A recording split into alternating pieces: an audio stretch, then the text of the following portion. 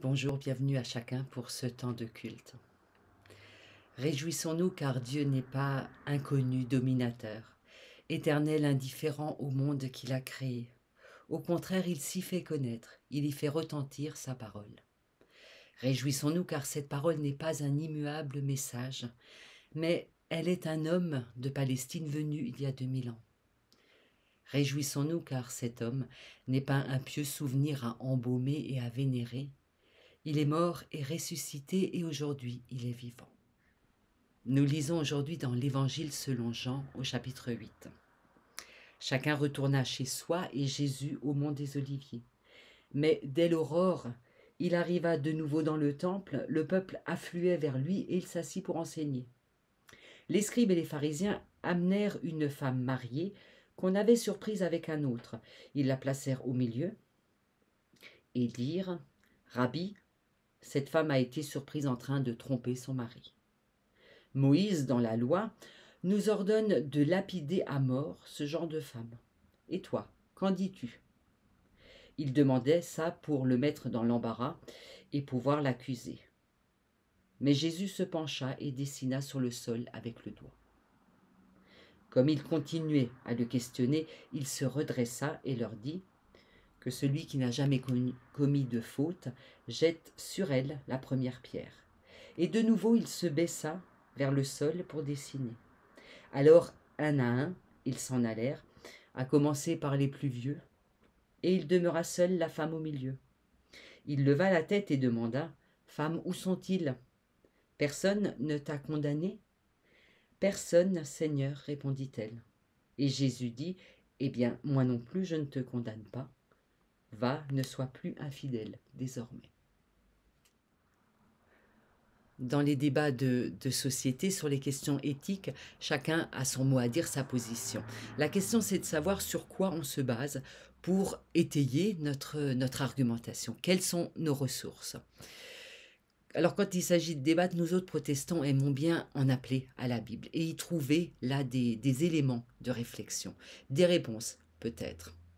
Alors, bien entendu, Jésus est notre référence ultime, mais comme nous connaissons bien les histoires du Premier Testament, celles de Moïse, d'Abraham, de Ruth, d'Ézéchiel, eh bien, nous aimons bien aussi en prendre compte et voir comment ces histoires peuvent nourrir notre réflexion. Alors, les histoires de ces personnages ressemblent souvent aux nôtres. Par exemple, l'histoire de Ruth nous fait réfléchir à l'immigration. Est-ce que quand on quitte son peuple pour en rejoindre un autre, est-ce que c'est l'intégration qui est mise en œuvre ou est-ce que c'est l'assimilation? Donc en plus de Jésus, on a d'autres références dans la Bible qui nous aident à réfléchir, à argumenter. Mais dans les lois de Moïse, il y en a quand même un certain nombre qu'on a, nous chrétiens, un peu mises de côté. Les prescriptions concernant le temple, par exemple, ou l'alimentation, ou encore l'hygiène. Et quand on arrive à des règles un peu plus intimes, un peu plus personnelles en tout cas, par exemple la loi sur l'adultère, alors d'abord ça nous fait l'effet d'une loi qui est cruelle et qui est vraiment témoin d'un temps, des jours les plus sombres de l'humanité. Mais qu'est-ce qu'on fait de cette règle, qu'on trouve autant dans le Deutéronome que dans le Lévitique? Cette loi demande qu'on lapide les deux coupables, qu'on les mette à mort de cette manière-là. Et on se dit qu'il y a quand même là une contradiction flagrante avec les 10 paroles, dont une qui dit « tu ne tueras pas ». Comment on fait? Laquelle on choisit laquelle est la plus forte? Laquelle détermine l'autre? Le lecteur scrupuleux de la Bible sait que cette loi est en quelque sorte relativisée, peut-être corrigée si vous voulez, dans le même livre, dans le Deutéronome, parce que elle est plus précise dans une autre occurrence, parce qu'elle demande que non seulement il y ait 2 témoins qui témoignent de l'adultère, qu'ils en ont été témoins, et que ce soit eux qui lancent la première pierre. C'est curieux qu'on trouve ainsi une manière que la loi a trouvée, que les auteurs ont trouvée pour se corriger, pour répondre à une autre occurrence. C'est comme si la loi, on le sait, la loi qui est contenue dans les livres qu'on attribue généralement à Moïse, on le sait que cette loi, elle bride la violence. Hein. La loi est là pour casser le cycle de la vengeance. Mais elle va plus loin à cet endroit-là. Elle engage en fait la personne. Est-ce que nous, on serait ceux qui sortent un acte de la sphère privée pour l'étaler sur la place publique? Est-ce qu'on serait ces personnes qui lancent en premier la pierre? C'est précisément la question du jugement de l'adultère qui servira de piège tendu à Jésus par ses détracteurs dans le chapitre que nous venons de lire. Est-ce qu'il va respecter la loi des anciens, la loi de Moïse, ou est-ce qu'il va la tordre? Jésus aurait pu demander son application stricte. Il aurait pu demander à voir, à entendre les deux témoins, que ce soit eux qui lancent la première pierre. Il aurait pu relativiser cette loi en se référant à la loi ultime de « tu ne tueras pas ». Pour sortir du piège, Jean nous dit que Jésus se baisse et qu'il se met à dessiner sur le sol, sur le sable. C'est une manière de déplacer physiquement la question. Hein. Les yeux de Jésus ne rencontreront pas les yeux de ses détracteurs et il évite le défi et la provocation. Et puis, quand il se relève, parce qu'il est sommé de répondre à la question, il les renvoie à leur propre rapport à la loi. Il les oblige à penser leur relation à la loi. Si l'on veut être celui qui respecte scrupuleusement la loi, qui demande son application juste et entière, alors il faut déjà décliner l'application de cette loi à soi-même. On est les premiers récepteurs, en quelque sorte, de la loi, et Jésus rappelle cela ce jour-là. Chacun est donc ramené à sa conscience et à sa responsabilité. En réalité, Jean propose ici une prédication d'une autre parole de Jésus dans le Sermon sur la montagne à propos de la paille et de la poutre. Hein, tu vois la paille qu'il y a dans l'œil de ton frère et tu ne vois pas la poutre qui est dans le tien. On a ici en quelque sorte une prédication de cette parole.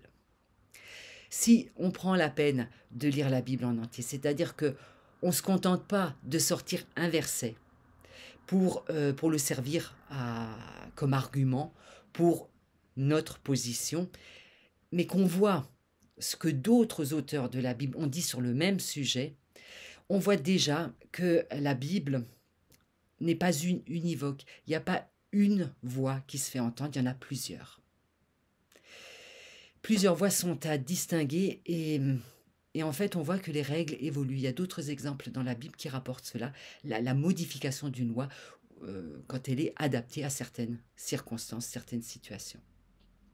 La Bible, la loi n'est pas inscrite dans le marbre. En fait, elle vit avec les personnes. Si on prend ensuite la peine de détailler la posture de Jésus, on voit que son objectif est de rendre la loi proche de nous. C'est quelque chose qui nous touche, nous, en premier. Alors, s'en servir, oui, mais pas pour coincer l'autre, pour la décliner dans nos vies avec les parts d'ombre et de lumière que nos vies comportent. La loi doit servir à favoriser la vie, avec Dieu et avec les autres. À travers les siècles, Jean interroge sur la manière dont on lit les textes de la Bible. Est-ce qu'on considère qu'il y a là, que ce sont des recettes prêtes à l'emploi? Est-ce que les textes sont des justifications de nos positions? Ou est-ce que c'est une parole vivante à décliner dans les moindres aspects de nos vies? Est-ce que la Bible me fait vivre, moi, avec Dieu et avec les autres? Prions ensemble. Père, ta parole nous a redit ton amour pour ce monde. Nous te prions pour les responsables des nations qui rêvent de leur imposer silence. Nous te prions pour celles et ceux qui n'ont aucun pouvoir, pas même celui de faire entendre leur voix, et qui fuient devant la force des puissants. Nous te prions pour les riches qu'inquiète le cri des affamés. Nous te prions pour les affamés que révolte le gaspillage des riches. Nous te prions pour les chefs de guerre qui ne connaissent que les armes pour instaurer la paix. Nous te prions pour les artisans de paix qui ne parviennent pas à faire reculer la haine et la violence.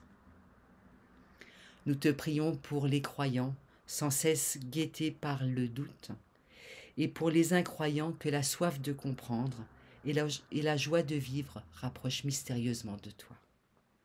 Beaucoup de nos frères et de nos sœurs en Christ comptent aujourd'hui sur notre prière. Nous te les nommons dans le secret de nos cœurs. Nous nous reconnaissons en eux. Comme eux, nous avons besoin jour après jour de ta grâce. Avec eux, nous nous remettons entre tes mains et nous nous confions à ton amour manifesté en Jésus-Christ. Allez maintenant annoncer l'Évangile en parole et en actes. Ayez le souci de la justice, de l'amour et de la paix. Allez avec cette idée de rencontrer Jésus-Christ parmi les plus petits de nos frères et sœurs. Que la grâce de notre Seigneur Jésus-Christ, l'amour de Dieu le Père et la communion de l'Esprit Saint soient avec vous tous.